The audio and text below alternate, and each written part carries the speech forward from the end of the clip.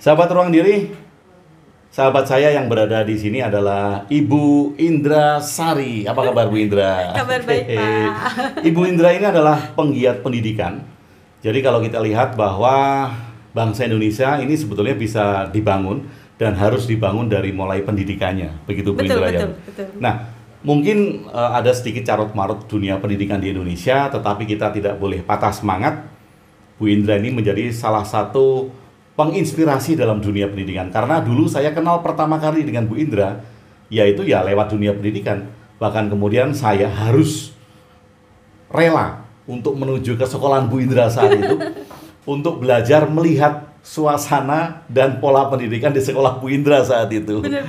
Bukan sekolah saya, Pak. Bukan sekolah Bu Indra. Ya, Bu Indra karena jadi kepala sekolah waktu itu. Ya. Oke, Bu In, kalau melihat tentang dunia pendidikan, apa yang bisa Bu In sampaikan tentang dunia pendidikan saat ini? Dunia pendidikan saat ini terutama di masa pandemi COVID ya.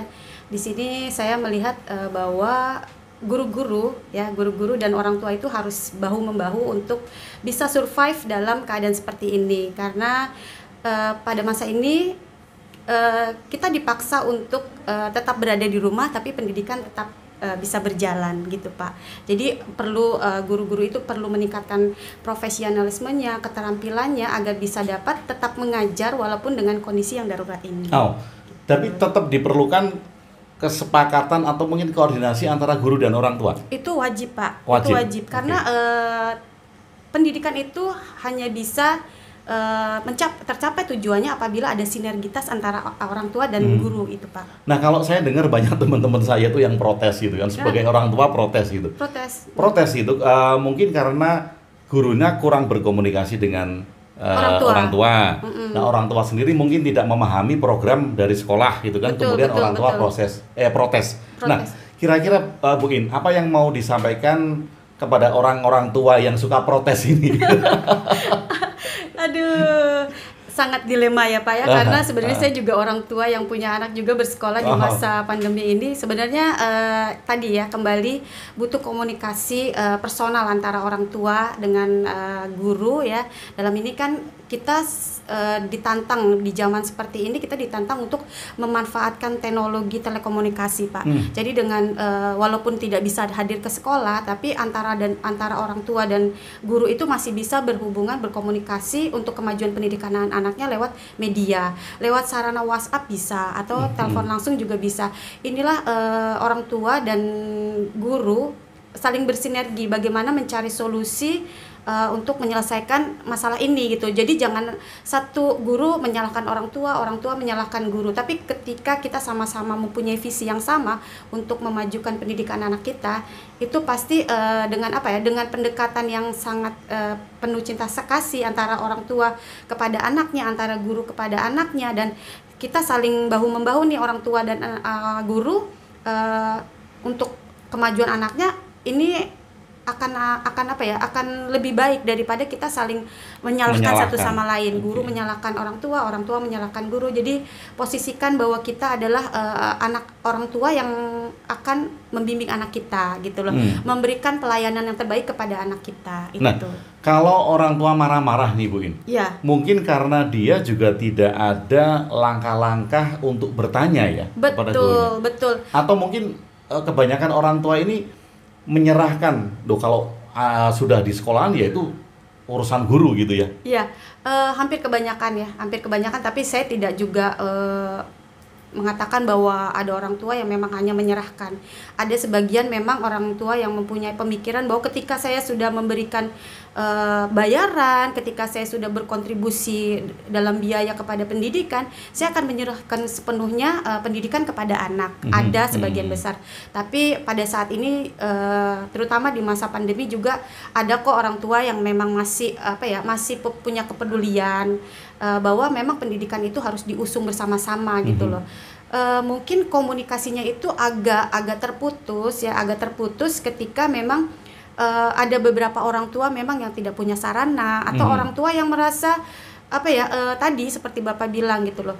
Nah, di sini adalah pentingnya peran guru. Peran guru itu tidak berhenti untuk mencari solusi. Ketika menemukan hambatan komunikasi baik terhadap anak, muridnya sendiri atau hambatan komunikasi terhadap orang tua, di sini adalah fungsinya guru sebagai pelayan pendidikan untuk mencari solusi bagaimana supaya pendidikan ini tetap berjalan. Kemudian ada sinergitas tadi yang saya bilang antara orang tua dan guru itu sama-sama. Jadi tetap gurunya yang harus lebih berpikiran terbuka, kemudian menerima proaktif gitu, mencari solusi-solusi yang baik untuk kedepannya, seperti itu Pak. Nah, tadi saya menarik karena ada istilah guru adalah pelayan pendidikan ya. Betul Pak. Kalau guru pelayan pendidikan kan artinya bahwa seorang guru itu sudah harus mempunyai mental mengabdi ya, Bu Indra? Benar Pak, ya. Nah, benar. sekarang gimana kalau saya ingin menjadi seorang guru, tetapi mental saya bahwa saya harus kaya.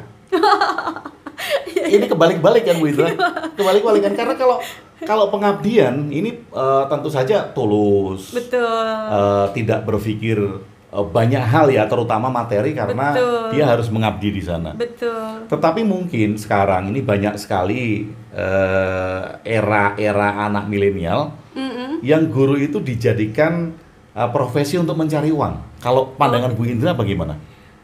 Saya kira kalau ada sebagian guru yang memang mempunyai pemikiran seperti itu mungkin wajar ya, dan rasional di masa-masa seperti ini. Mungkin memang kebutuhan hidup yang sangat banyak ya, kemudian pola pikir yang memang orientasinya kepada uang itu memang ada, dan saya tidak terlalu tidak terlalu memberikan komentar pada guru-guru yang seperti itu, karena kalau bagi saya ketika saya mendapatkan tugas ini adalah tempat saya untuk mengabdi, tempat saya untuk menyumbangkan pemikiran saya, menyumbangkan pengalaman saya, dan memberikan pelayanan kepada murid-murid saya, gitu Pak. Jadi kalau ada yang seperti itu kayaknya mungkin wajar ya, tapi saya berpikirnya bahwa tidak seperti itu gitu. Tujuan atau haknya sendiri-sendiri ya, haknya Bu Indra? Guru itu haknya sendiri. Iya. Nah, tetapi Bu Indra, Indonesia ini kan masih butuh kemajuan di bidang pendidikan ya. Sangat, karena dengan pendidikanlah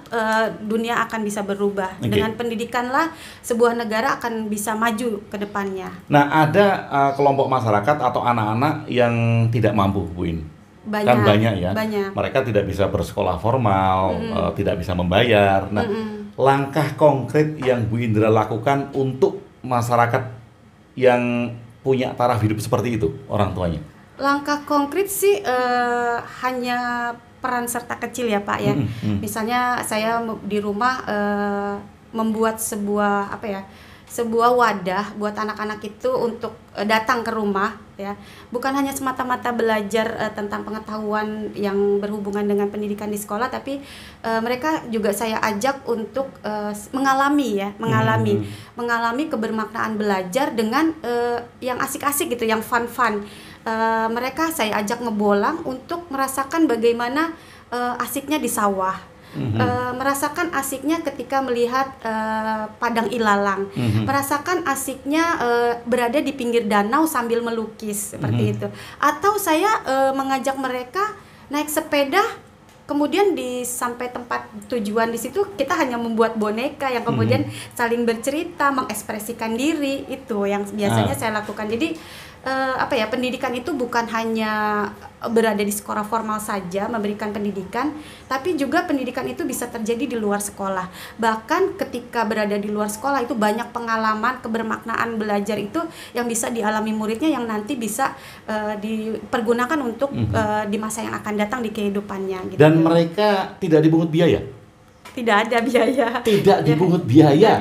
Jadi sebenarnya sih ini dari kita untuk kita, karena ketika masyarakat kita ajak, terutama di sini orang tua ya, ketika kita ajak untuk bersama-sama memberikan pendidikan di luar rumah gitu, pendidikan kepada anak-anak, kita tuh saling mendukung, saling memberikan kontribusi. Jadi bukan tidak ada pendidikan dari saya, tapi kita sama-sama bergotong royong. Ini kan prinsip gotong royong kan memang sudah ada di nenek moyang kita. Nah, inilah prinsip gotong royong ini yang mau saya angkat, bahwa kita bisa membuat sesuatu terjadi dengan gotong royong. Karena kalau saya sendiri bergerak itu tanpa dukungan, tanpa kolaborasi dengan orang-orang sekitar itu tidak akan bisa terjadi gitu loh. Jadi butuh gotong royong gitu. Jadi kita gotong royong semua. Jadi untuk anak tidak mampu atau mampu itu semua kita bergotong royong sesuai dengan kemampuan kita. Misalnya kita mau berangkat pergi untuk untuk ngebolang ya, untuk ngebolang ke sebuah danau yang agak jauh dari rumah. Itu siapa yang punya motor ya? Kamu yang nggak punya motor berarti ikut sama saya. Siapa yang nggak punya dana untuk mobil ya berarti kita untuk transport gitu berarti kita tanggulangi bersama-sama gitu. Atau jadi sewa angkot angkot ya. Dan kita selalu mencari kegiatan-kegiatan sederhana, sangat-sangat sederhana, tapi itu sangat bermakna buat mereka gitu Pak.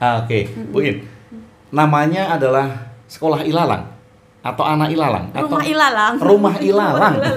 Jadi Rumah Ilalang ini dikelola oleh Bu Indra untuk mereka-mereka supaya bisa menikmati dunia pendidikan, kemudian bisa belajar dan bisa meneruskan pembelajarannya. Tadi disebutkan adalah gotong royong, ada yang gratis dan ada yang melakukan subsidi silang. Ada subsidi silang juga ada, tapi bersama-sama ya, kontribusi sama-sama. Kontribusi sama-sama, dan ini sangat menarik sahabat semuanya. Rumah Ilalang ini ada di mana, Bu In? Ada di Kalisuren. Kalisuren, Tajur Halang, Kabupaten Bogor. Kalisuren, Tajur Halang, Kabupaten Bogor. Iya. Jadi kalau salah satu dari sahabat mendengar ini dan pingin melihat suasana Rumah Ilalang, Anda semuanya bisa datang di Kalisuren, Tajur Halang. Kalisuren, Tajur Halang. Nanti alamat lengkapnya juga ada di Tapi deskripsi. Untuk masa pandemi ini mungkin kita agak kegiatan agak berhenti ya. Tapi kita pernah memulai dengan secara online. Jadi anak-anak secara online. Nah, bagi anak-anak yang tidak mempunyai media itu terpaksa hadir ke rumah gitu. Sementara yang lain yang mempunyai media handphone itu bisa berada di rumah. Tapi ini sangat inspiratif. Mereka juga ikut online. Artinya mereka di Rumah Ilalang ini karena pandemi kemudian juga bisa melaksanakan kegiatan online. Dan bagi yang tidak punya sarana bisa datang ke rumah Bu Indra. Iya, bisa datang untuk menikmati online ini. Ini iya. kan luar biasa loh, luar biasa. jadi dipasang laptop sama saya yang mengarah ke anak-anak yang berada di rumah, dan satu laptop lagi saya pergunakan untuk anak-anak yang berada di online. Jadi saya dua sisi, melihat anak-anak yang berada di rumah dan satu lagi melihat anak-anak yang ada di online. Jadi anak-anak yang di rumah pun bisa melihat teman-temannya yang ada di rumah. Bagi Anda yang tertarik dunia pendidikan di masa pandemi ini, Rumah Ilalang tentu akan terbuka menerima support Anda semuanya dalam bentuk apapun juga. Biasanya sih Pak sumbangsi keterampilan. Seperti waktu itu pernah ada dari Souljourney ya, memberikan dongeng, itu kami terima dengan lapang dada, dengan terbuka. Kemudian ada juga yang teman-teman dari yang bisa menari juga pernah menyumbangkan keterampilannya kepada anak-anak. Jadi boleh bentuknya dalam bentuk keterampilan, dan anak-anak itu sangat menanti kalau ada kedatangan tamu-tamu. Nanti tentunya setelah masa pandemi berlalu ya, Bapak. Jadi ketemu. Kalau mau online juga nggak apa-apa ya Bu Indra? Kalau mau online itu boleh. Kalau mau online mau memberikan materi atau dongeng atau membuat sesuatu. Range umurnya Bu In mereka? Kalau range umurnya itu anak-anak itu dari sekolah TK sampai dengan SMP kelas 9, dan SMA juga pun ada. Kalau kakak-kakaknya yang dari dulu memang sudah mengikuti Rumah Ilalang dan sekarang mereka sudah agak dewasa ya, biasanya saya jadikan sebagai kakak untuk membimbing adik-adiknya gitu. Sahabat semuanya, memang dunia pendidikan itu perlu kita galakkan bersama-sama, bukan hanya peran guru ya Bu In, tetapi orang tua, semua Anda yang jadi orang tua, masyarakat sekitar juga perlu sekali. Dan Bu Indra ini sudah berapa puluh tahun di dunia pendidikan, Bu In? Berapa puluh tahunnya? Sekitar tahun berapa ya? 2000. Kalau 2004-nya saya baru mengajar secara resmi ya, tapi untuk membuka pendidikan gratis kepada anak-anak sekitar itu sekitar tahun 2000-an. Waktu itu belum ada PAUD. Jadi belum ada PAUD, saya sengaja membuka rumah itu dengan tentunya mengajak orang tua yang ada di sekitar untuk sama-sama mengajar mereka anak-anak di sekitar rumah saya itu. Jadi sekitar tahun 2000 lah Pak. ketika melihat bahwa anak-anak masih membutuhkan tempat lain di luar sekolah formal, ketika mereka membutuhkan tempat lain untuk lebih berekspresi, menunjukkan jati dirinya itu apa gitu loh. Kemudian mereka kan punya kecerdasan yang berbeda antara satu sama lain, yang mungkin itu masih belum bisa terrealisasi atau mereka wujudkan. Nah, ini Rumah Ilalang itu sebagai wadah mereka untuk lebih mengekspresikan apa yang mereka ingin tunjukkan dari bakat dan minat mereka sesuai kecerdasan mereka tentunya. Ekspresi anak-anak ya Bu Indra. Iya, dan mereka bisa berkreasi. Bisa, sangat bisa. Jadi ketika contohnya ya, ketika kita mendapat undangan untuk mengisi acara di Jakarta dalam suatu suatu momen tertentu, misalnya acara 17-an gitu. Nah, ini mereka membuat drama sendiri ya, kemudian mereka membuat properti sendiri, dan mereka mengeluarkan uang secara tadi bergotong royong. Kita berangkat ke Jakarta dengan sangat sederhana, dengan naik kereta api KRL gitu kan. Ketika sampai di stasiun, kita kemudian menyewa angkot atau mikrolet untuk sampai di tempat, dan kemudian kita menyajikan pertunjukan di sana juga bersama anak-anak yang mungkin dari sanggar-sanggar yang ternama, dari sanggar-sanggar yang memang berbayar gitu. Tapi kita dari kampung yang hanya sebatas sebatas gotong royong yang dimiliki oleh orang tua, itu bisa ternyata bisa eksis juga, bisa. Dan ternyata kontribusinya diterima ya. Iya, dan ekspresif. Beberapa kali kita juga sudah diundang untuk nanti Rumah Ilalang datang lagi ya gitu. Iya. Oke. Dan sangat berkesannya itu ketika selama proses perjalanan menuju Jakarta itu, mereka tuh seperti mendapatkan momen-momen yang momen-momen yang mereka tidak pernah rasakan dan alami. Misalnya ketika naik kereta sampai ketika melewati Monas, oh itu Monas gitu kan. Iya. Ketika naik kereta ketika ini ini begini. Ketika naik busway ini begini gitu. Jadi itulah pengalaman-pengalaman yang bermakna yang saya ingin mereka dapati gitu loh. Tentu saja ini berguna di samping mereka sekolah di kelas gitu, kemudian mereka mendapatkan pengalaman-pengalaman di dunia nyata ya Bu In. Iya, karena kemudian, di luar sekolah itu juga penting gitu. Di luar sekolah juga penting, dan kemudian yang penting bisa mengekspresikan ya dengan kreativitas mereka. Bagi sahabat semuanya yang konsen di dunia pendidikan, kemudian mau berkonsultasi banyak tentang dunia pendidikan, nanti bisa hubungin Bu Indra. Bagi teman-teman yang mau berkontribusi di Rumah Ilalang, juga silakan bisa hubungin Bu Indra. Kami tunggu ya Pak, kami tunggu ya, yang mau dongeng, yang mau dongeng, yang mau melukis, yang mau keterampilan lain lagi, saya tunggu gitu kontribusinya. Ditunggu.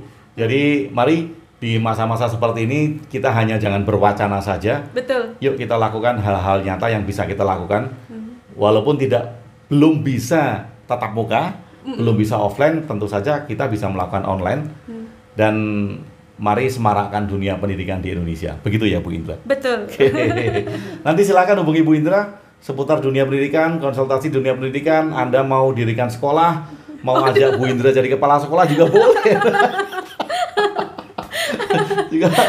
juga boleh, karena pengalamannya banyak. Dan sekali lagi, bagi siapa saja yang ingin berkontribusi untuk memberikan materi di Rumah Ilalang, nanti juga bisa hubungi nomor telepon Bu Indra.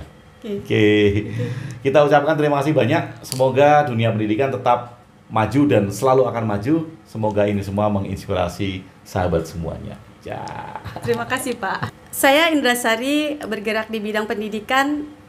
Kontribusi saya di dunia pendidikan mempunyai moto, lakukan hal yang sederhana tapi bermakna untuk pembelajaran anak-anak kita. Bergerak, tergerak, menggerakkan. Terima kasih.